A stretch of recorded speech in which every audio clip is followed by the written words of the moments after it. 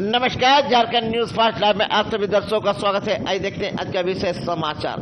2011 से निस्वार्थ भाव से समाज सेवा करने वाली युवा नेत्री कंचन सिंह इस बार पूर्वी विधानसभा से निर्दलीय प्रत्याशी के रूप में चुनाव लड़ने जा रही है। कंचन सिंह प्रेस से बातचीत करते हुए बोली, मेरा चुनावी मुद्दा रहेगा शिक्षा, स्वास्थ्य और रोजगार। मैं महिला और लड़कियों की सुरक्षा के लिए हर चौक चौराहे पे लगाऊंगा कैमरा और अपराधियों से कड़े तरह निपटारा करने के लिए मैंने इस कानून को लाऊंगा। आइए देखते हैं एक रिपोर्ट।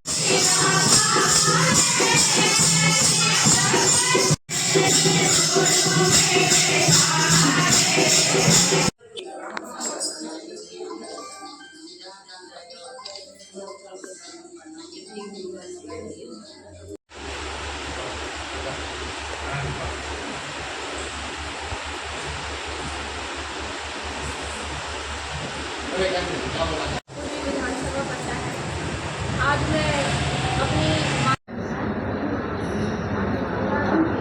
नमस्कार, झारखंड में आपका स्वागत है। मैं हूँ दीपा। आज हम आपको ऐसी समाज सेवी से रूबरू कराने वाले हैं जिसका नाम है कंचन सिंह और पूर्वी विधानसभा से चुनाव लड़े आए। हमसे बात करते हैं उनके चुनावी मुद्दे क्या क्या। नमस्कार, आपको झारखंड में स्वागत करते हैं। कंचन, क्या कहना चाहेंगे? दीपा जी नमस्कार आपको भी, और साथ में हमारे पूर्वी विधानसभा की सारी माताओं बहनों को भी मेरा नमस्कार। मैं पूर्वी विधानसभा से चुनाव लड़ने जा रही हूँ और मैं यही बोलना चाहती हूँ कि आज 2011 से मैं समाज में अपने समाज के लिए 24 घंटा उनके लिए तैयार रहती हूँ, उनके सहयोग के लिए हमेशा तत्पर रहती हूँ। तो आज आए दिन मैं देख रही हूँ कि सत्ता आती है जाती है, मतलब कि कुर्सी पर हर एक नया चेहरा भी आकर बैठता है, सांसद हो चाहे हमारे विधायक जी हो, लेकिन कभी भी किसी ने भी अगर मुद्दा उठाया है तो विकास के बारे में, तो रोड नाली का। अभी पूर्वी विधानसभा में क्या काम नहीं हुआ है जो आपने जिस प्रकार बोला कि नाली का मुद्दा उठाएगा? ऐसी बहुत जगह हमारे, सबसे पहले तो हमारे बिरसा नगर में पाइपलाइन तो बिछ गई है पानी की, लेकिन यहाँ पर पानी की दिक्कतें बहुत ज़्यादा है और नाली की उससे भी ज़्यादा है। यहाँ के जो भी हमारे जो बहनें हैं, जितने भी घर है, आप यहाँ जाएंगे तो देखेंगे कि वो लोग घर में ही बड़े बड़े गड्ढे करके अपने पानी को वहीं पर गिराते हैं। यहाँ नाली अभी तक नहीं निकला हुआ है। ये बहुत बड़ा मुद्दा है हमारे बिरसा नगर के लिए। में काफ़ी मुद्दे हैं। मुद्दा तो बहुत है। विधायक क्या यहाँ के विधायक क्या कहना, क्या काम किया 5 साल में, क्या लगता है आपको? मुझे तो यहाँ के विधायक जी ने काम अपने स्तर से जो किया है वो ज़्यादातर मुझे लगता है कि लक्ष्मी नगर साइड में किया है। हमारे इधर में भी बिरसा नगर में भी कहीं कहीं का रोड का शिलान्यास हुआ है। और ज़्यादा दीपा आपको देखने को मिलेगा जब चुनावी दौर आती है ना, तब हमारे जो है नेतागण जागरूक हो जाते हैं। उनको तब याद आता है कि हमें विकास करना है। मैं किस लिए चुना गया हूँ, 4 साल कुर्सी पे तो बैठ गए, लेकिन जैसे ही चुनावी दौर आता है, आपका विधायक चुनाव हो चाहे आपके लोकसभा चुनाव हो, तब वो जग जाते हैं और कुछ अपने पब्लिक को बुद्धू बनाने के लिए उनको ऐसा लगता है जैसे कि पब्लिक बुद्धू है, पब्लिक समझती नहीं है। वो विकास अपना दिखाना शुरू कर देते हैं, शिलान्यास करना शुरू कर देते हैं कि यहाँ रोड का शिलान्यास हो गया, यहाँ पर नाली का शिलान्यास हो गया। क्या नाली और रोड भी यही मुद्दा है? क्या गरीबों को देखना नहीं? यहाँ हमारे बिरसा नगर में तो है, और भी बहुत मुद्दे हैं। और मुद्दा और भी है कि यहाँ आप जब दीपा आप गली गली में घूमोगे ना, तो आपको दिखेगा कि यहाँ पे शिक्षा जो है उससे बच्चे बहुत वंचित हैं। वो यहाँ के बच्चे दिन भर जो है खेलते रहते हैं, और वही बच्चे जो कि शिक्षा नहीं प्राप्त कर रहे हैं, वही बच्चे कल को बड़े होकर के नशे की ओर जा रहे हैं, और वही बच्चे हैं चोरी कर रहे हैं, उसके बाद क्राइम कर रहे हैं। आप जब भी क्राइम करने वालों में देखना, अगर पूर्वी में होता है क्राइम किसी तरह का, तो आप देखना बिरसा नगर का ही कोई ना कोई बच्चा होता है। पूर्वी को आपने क्यों चुना, पश्चिमी क्यों नहीं? पश्चिमी को मैंने इसलिए नहीं चुना है क्योंकि मैं पूर्वी की बेटी हूँ और यहाँ की माता बहनें मुझे चाहती हैं, और मुझे यहाँ के लोगों से, यहाँ अपने पूर्वी विधानसभा से, यहाँ के कन से, यहाँ के बच्चों तक से मुझे बहुत लगाव है। क्योंकि मैंने बहुत ही दिल से यहाँ के लोगों के पूरे, मतलब बोलते हैं ना कि उसके दिमाग में उतरना है, लेकिन नहीं, मुझे दिल में और आंखों में उतरना है ताकि वो मुझे कभी नहीं भूल पाए। आपने कितने साल से समाज सेवी किया, आज तक क्या काम किए आपने समाज के लिए? मैं पूरे 11 साल से मैं कार्यरत हूँ समाज सेवा में, और मैंने ऐसे मेरा सबसे बहुत ही अच्छा बोलेंगे काम रहा मेरी नज़र में कि हमारी 4 साल की नैना दासपड़ा बस्ती बर्मा माइंस, जिसके साथ उसके मामा के बेटा ने बहुत ही बेरहमी से उसके साथ बलात्कार करके बड़े मर्डर मतलब उसका कि उसके बाद उसे मारा भी, और साथ में इतनी बड़ी पत्थर से उसका सर कुचल के उसको दबा दिया था कि मैं आपको बयान नहीं कर सकती हूँ कि वो कितना दर्दनाक था। दीपा, मैंने उस समय भी देखा कि हमारे कई नेतागण थे जो उस वक्त में प्रेस में अपनी बड़ी बड़ी फ़ोटो छपवाने के लिए आए, लेकिन दूसरे दिन के बाद कोई भी नज़र नहीं आया उसके घर पर उनको न्याय दिलाने के लिए। लेकिन मैंने पूरे 3 साल एक मतलब दिन रात मैंने एक कर दिया था, और आज हम लोगों ने उसे पिछले साल उसे आजीवन कारावास दिलाया, जिससे कि हम लोग मतलब कि अंदर से संतुष्टि जिसको बोलते हैं वो नहीं था, क्योंकि चूंकि आप भी जानती है कि आए दिन जो है यह दुष्कर्म जो है रुक नहीं रहा है। कोलकाता में जिस प्रकार महिला डॉक्टर के साथ गैंग रेप करके उसको मार दिया गया, अभी गैंग रेप मतलब उसे कहा जाता है, लेकिन कहा जा रहा है कि पूरे 5 कम से कम गैंग रेप में 4-5 लड़के तो होंगे। क्या कहना चाहिए? सीबीआई जांच कर रही है, इसमें आगे की क्या रणनीति रहेगी आपकी? सीबीआई जांच करे, कैंडल मार्च हो, पूरी समाज जग जाए, फिर भी कुछ नहीं होगा। कारण है क्योंकि उनके लिए अभी तक हमारे कानून में वैसा सेफ्टी था कि नहीं था इतना? कहाँ पर डॉक्टर जहाँ पे काम रात में रहती है सेफ्टी थी पूरी, तो सीसीटीवी कैमरा थी, सेफ्टी थी तो फिर किस प्रकार इस घटना को अंजाम दिया? ये पूरी साजिश के तहत उस डॉक्टर मोमिता को मारा गया है।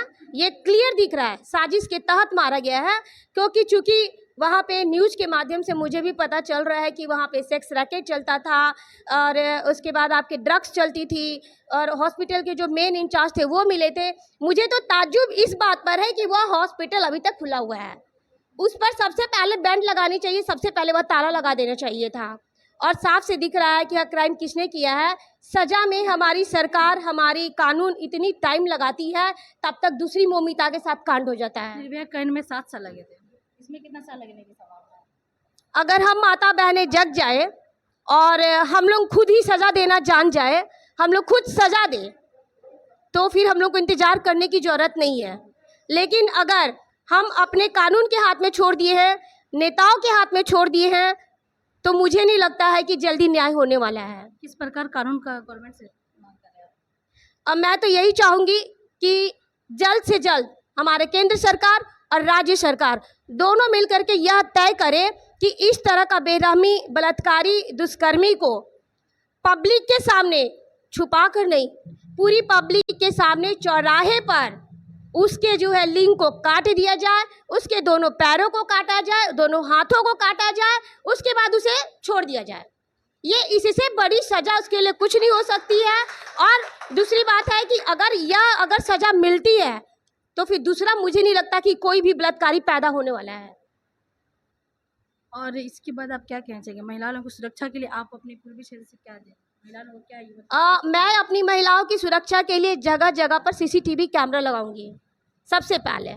उसके बाद हमारे जो प्रशासन जो है, हमारे थाना जो है, जो इतने भी हमारे पूर्वी विधानसभा में है, उनको एक गाइडलाइन दूंगी कि हमारी महिलाओं को किस तरह से आपको सुरक्षित रखना है। अपनी महिलाओं के लिए मैं उन्हें, जैसे कि सेल्फ डिफेंस भी होता है, उनमें हर दिन मैं आत्मविश्वास भरूंगी। जैसे कि मैंने अभी मोमिता के लिए हम लोगों ने बहुत बड़ा कैंडल मार्च को सिखाया जाता है गुड टच बट टच। हाँ, ठीक है, बिल्कुल बिल्कुल। लड़कों को क्यों नहीं सिखाया जाता, उसके लिए क्या कहना चाहेंगे? अब लड़कों को सीखना चाहिए कि नहीं सीखना चाहिए? लड़कों को गुड टच और बैड टच ऑलरेडी पता होता है, उन्हें इसका महसूस होता है, इसलिए तो इतनी बड़ी क्राइम कर देते हैं वो। ठीक है, क्योंकि चूंकि आपको पता है कि एक छोटी सी नन्ही सी बच्ची जो 3 साल की थी, हम गुड टच और बैड टच किस उम्र में सिखाते हैं?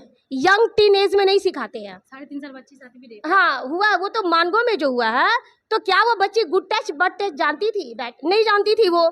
उसके साथ मानगो का जो दरिंद्र है वो कितना गलत किया है। तो मेरे कहने का मतलब है कि हम लोग जो है गुड टच और बैड टच जो है बच्चों को एक उम्र सीमा है उस समय सिखाते। टीन एज में आपको किसी भी गर्ल्स को, लड़कियों को सिखाने की जरूरत नहीं है। और जो बलात्कारी होते हैं वो बच्चे नहीं होते हैं, वो बड़े होते हैं जो बच्चों के साथ में ऐसा काम करते हैं। ऐसे काम में आपको हम लोग महिला लोगों के साथ देंगे?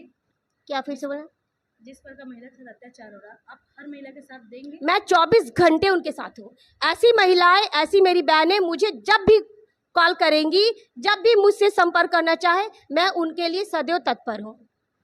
बड़े बड़े जेएमएम, बीजेपी, कांग्रेस के समय अगर आपको ऑफर आया तो किस प्रकार आप चुनाव लड़ेंगे? निर्दलीय लड़ेंगे कि? मैं चुनाव भी निर्दलीय लड़ रही हूँ, और अगर मुझे किसी पार्टी से ऑफर मिलता है तो भी मैं अपने बहनों और अपने जो मेरे साथ खड़े हैं, मैं उनकी सहमति से ही काम करूँगी। बांग्लादेश में जिस पर हिंदू पर अत्याचार हो रहे हैं उसके लिए क्या कहना चाहते हैं? मैं यही बोलना चाहती हूँ कि मेरे जितने भी हिंदू भाई बंधु हैं, सभी लोग, आप लोग जागरूक होइए। और आप देख रहे होंगे कि जो बांग्लादेश में अत्याचार हो रहा है, जो लोग कर रहे हैं, वो अपने छोटे छोटे बच्चों को अपनी संस्कार छोटे में ही सिखा दे रहे हैं।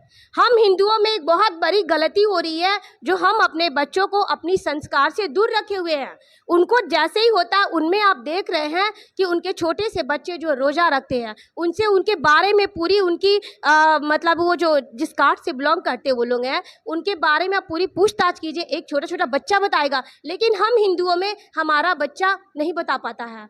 तो चूक हम लोगों से हो रही है। इसलिए मैं यह संदेश देना चाहूँगी कि हम सभी लोगों को मिलकर हर जगह पर अपने हिंदुत्व को, अपने सनातन धर्म को जागृत रखना है, उसके लिए जागरूक करना है, और सभी में अपने हिंदुत्व का जो संस्कार है अपने बच्चों में बच्चे से ही भरना शुरू करें।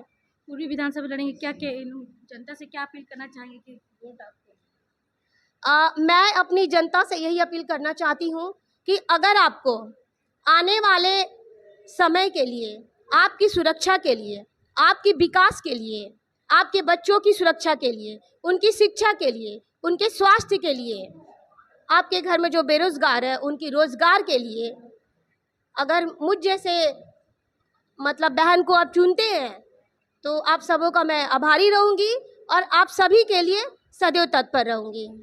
सीएम साहब के खटाखट पैसा वाले में क्या कहना चाहिए, जो आपको खटाखट पैसा मिलने वाला है कांग्रेस की तरफ से और जमीन की तरफ से मैया योजना के, क्या लगता है आपको ये लॉलीपॉप है?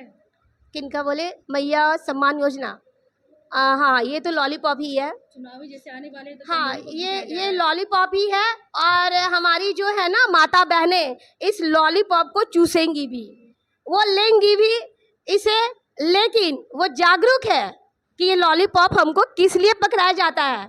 और उनको ये पता है कि जब छोटा बच्चा रोता है तो उससे थोड़े देर के लिए चुप कराने के लिए लॉलीपॉप हम लोग दे देते हैं, लेकिन फिर वो बच्चा का डिमांड उसके बाद बड़े चीज़ की होती है। तो हमारे माता बहनें हैं, मैं भी बोलूँगी कि अगर हमारे सरकार की तरफ से आपको मिल रहा है 1 महीने के लिए, 2 महीने के लिए, तो आप इसका फ़ायदा उठाइए, इस लॉलीपॉप को एक्सेप्ट कीजिए, लेकिन ये जागरूक रहिए कि ये सच में ये लॉलीपॉप है। क्योंकि आप ये जान लीजिए कि अभी तक हम लोग जितना घूमते हैं, वृद्धा पेंशन, विधवा पेंशन अभी तक नहीं मिल रहा है कितनी माता बहनों को। तो जब हमारी माता बहनें असहाय हैं, उनका एक उम्र है कि वो कमा नहीं सकती है, तो हमारी सरकार प्रशासन तो उनको वृद्धा पेंशन, विधवा पेंशन नहीं दे रही है, तो ये 21 साल से लेकर के 50 साल का तो संभव ही नहीं है। तो आप देख सकते हैं कंचन दी कितनी भड़की हुई है, और पूर्वी विधानसभा से चुनाव लड़ने वाली हम चाहेंगे, जनता से अपील करना चाहेंगे कि इनको वोट दे और महिला लोगों को आगे बढ़ाए। नमस्कार। कंचन जी को हम 10 साल से जान रहे हैं और हम उनका पूरा सपोर्ट करेंगे। हम चाहते हैं कि पूरे लोग उनका सपोर्ट करें और उनको वोट मिले और वो जीते।